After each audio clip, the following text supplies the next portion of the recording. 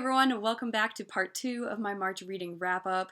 As I mentioned in the part 1 video, I had March break off this month, so I had some extra time to focus on reading and had a really good reading month as a result.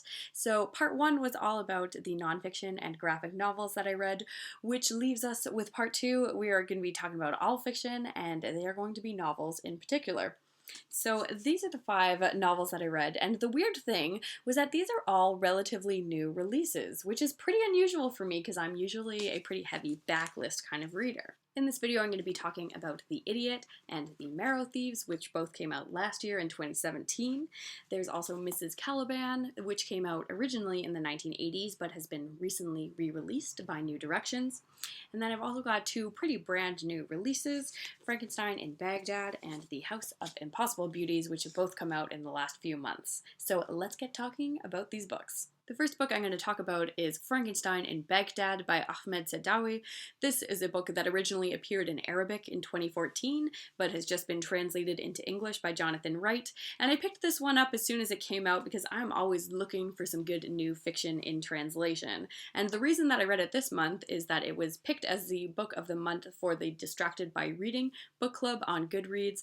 That group is run by Agnes from Beyond the Epilogue, which is an awesome booktube channel. She is always reading such cool books. So I'm going to link her channel down below and also the Distracted by Reading book group. But anyway, I picked this up because the group was going to be reading it, and then I read it and I didn't end up discussing it with anyone because I just don't really know what to say about this book. I found it engaging most of the time while I was reading it, but now that I've come through and it's been a few weeks, I'm having a hard time even remembering a lot about the ending or the characters, so I can't say that it was that successful of a novel for me. Just like in Frankenstein by Mary Shelley, there is a kind of reanimated corpse running around in this book. He's been patched together from different body parts from the various corpses that are being strewn around on the streets of Baghdad. And basically he becomes kind of politically charged and he wants to change the system. But then there's also a branch, the Secret Service branch of the government that's trying to track down this corpse and put a stop to him. As someone living in North America, I thought it was eye-opening to see the destruction and chaos caused by the Iraq War from an Iraqi perspective. The people who have this war literally going on in their backyard. My favorite character in this novel is an old woman named Elif, and she just keeps waiting for her son to return home from the war, even though it's quite clear that he's dead and he's never going to, but she still keeps praying to her poster of St. George and making negotiations with him, and just waiting and holding out for the son. And you can really see how devastating going through a war can be for families, for people's peace of mind, for their everyday lives. So there were some elements that didn't fully come together to make this a really enjoyable book for me. But that being said, I'm still very glad that I gave it a try. The next novel that I read was a really short one. This was Mrs. Caliban by Rachel Ingalls. I'm so glad that New Directions decided to re-release this book because it really went under the radar, and this is like a gem of a book. I really enjoyed reading this one. And it's a timely time to be reading this book because it's really similar to The Shape of Water, the Guillermo del Toro film that just won the Oscar for Best Picture, because like in that movie, it's kind of about a romance going on between a woman and some kind of reptilian man creature. The novel is definitely more domestic in setting, as the film is a lot more romantic and action-packed and fantastical. The book is really quiet. It's set in the suburbs, and it's about a typical housewife. She is preparing dinner for her husband and his friend when this escaped reptilian aquatic creature wanders into her kitchen and eventually into her heart.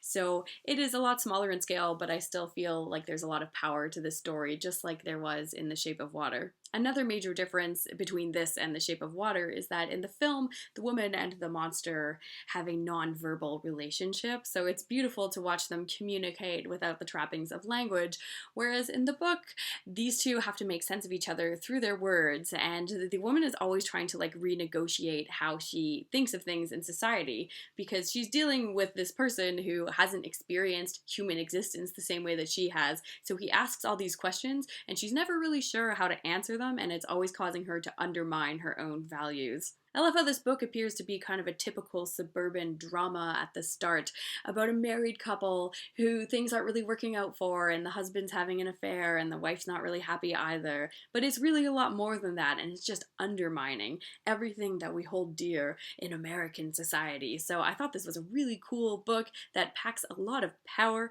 into only a few pages, and it's also very subtle and funny in a lot of ways. So I'm really glad that I read this one, and I'd like to look into some more Rachel Ingalls.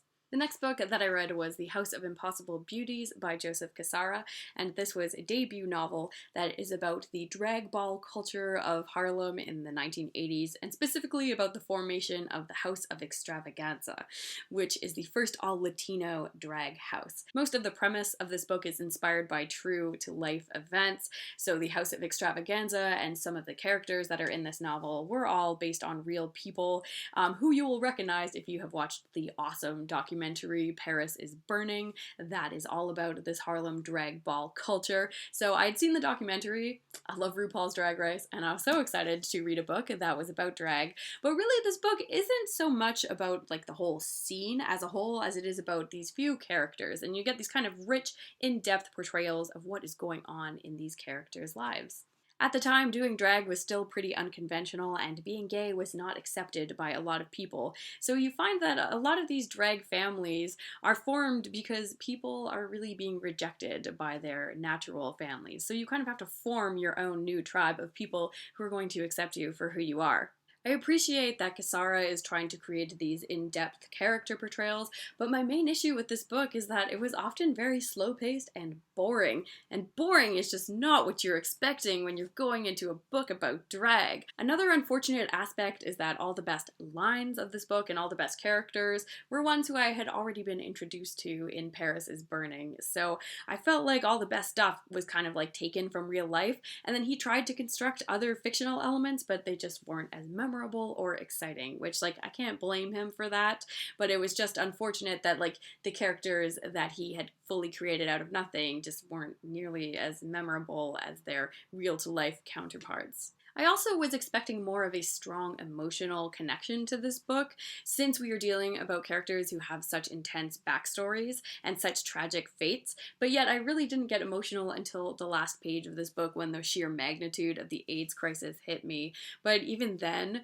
the emotion that I was feeling was really undermined by this comical detail. So one of like the major drag queens eventually died, and they went in their apartment and they found a mummy in the closet, and this book just kind of like casually mentions that on the last page, and that was just like, wait, what? Did they talk about finding a mummified body in this person's closet and we're just gonna move past that like it was just a normal passing detail? So that kind of threw me off. But that being said, if you're interested in drag, you're probably gonna like this book if you want a nice like rich depiction of LGBTQ characters. It's a great book, but unfortunately just didn't meet my expectations. The next book that I read was The Idiot by Elif Batuman.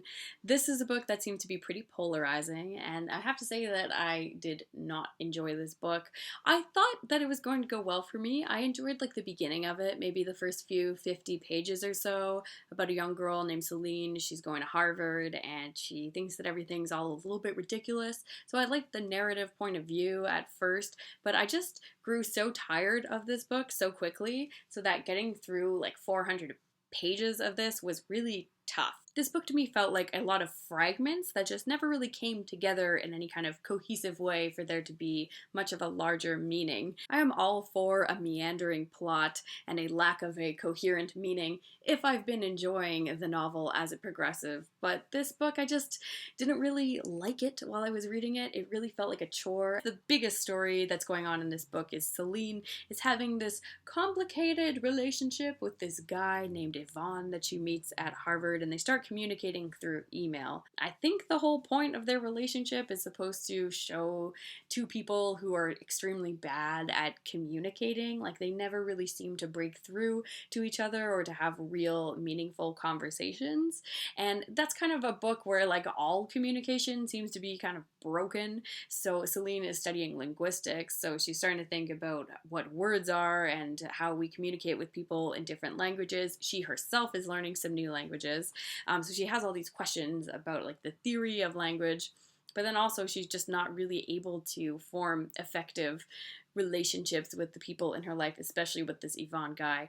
And it's really unfortunate. In their emails, Yvonne likes to write as if these two are finally having some like true meaningful communication, because everyday life is all just like BS and small talk, and it kind of just has you rolling your eyes because it's not really like these emails are very successful either. They're just kind of one person pouring out some vague ideas at the other, neither of them really comprehending each other. So in that sense, this book was just kind of like very messy to read. So maybe that's an interesting idea to explore, but I just don't think that it was very effective. So in that way, I felt like the communication from the author to me was also kind of poor and confusing. I can't say that I really recommend this one, and I feel like Elif really set herself up. You know, she is sharing a title with a Dostoevsky novel, so you picture the greatness and the ambition of all these other literary people, and then you're left with this, and it's just not a flattering comparison in any way. There's even a scene where Celine takes a literature course and she's like chirping her professors because none of them are willing to talk about what these books actually mean. And then, what do you know, Celine herself is starring in a pretty meaningless type kind of novel. So she can make fun of Balzac and Dostoevsky all she wants, but their novels are always going to be a lot more enjoyable and entertaining for me than what this was. So the last novel that I read this month was The Marrow Thieves by Cherie, Dimaline, who is a Métis author.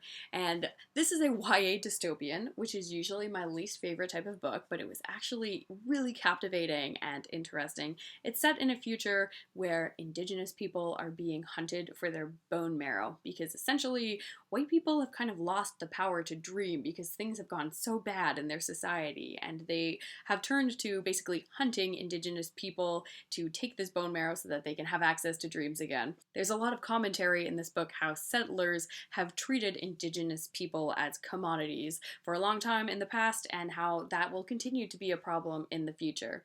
But this is a really kick-ass story. It is about a band of indigenous people who are on the run, and they're trying to put a stop to the madness, and it is a really cool story that is a page-turner, but also gets you thinking a lot about history, including residential schools and the loss of language. So I was reading this book while it was being discussed on Canada Reads. It made the shortlist, but it did not win the contest for bogus reasons, which I got into a rant video a few weeks ago. But ultimately, I'm kind of over it because I think that this book is going to have a really great success story that goes beyond Canada Reads. I already know that this book is making its way into schools and that so many people are going to have access to this cool story. It is really an English teacher's dream come true. Like, there is wonderful figurative language on every page of this book as well. It's like compelling, so I think most students would actually be interested in engaging with this story, and there are so many important messages that it has to offer. So really, I think this book is going to reach a lot of people for a long time to come. So that's how I've managed to get over my bitterness about how it got unfairly thrown under the bus during Canada Reads. But really, The Marrow Thieves is a cool book. So glad I read it, and please give this to your teenagers. So that's it for part 2 of my March wrap-up. There were some amazing books this month, some books that were kind of disappointing or that I didn't enjoy as much as I expected to, but overall, it was a really great reading month, and I'm so happy to be diving back into novels, because I feel like for January and February, I'd kind of stayed away from them, and novels are my life, so I was happy to get to read a bunch this month, and I'm already starting some really cool ones in April that I can't wait to talk to you about once I finish them. So thank you so much for watching. Let me know what you've been reading this month, and I'll see you again next time.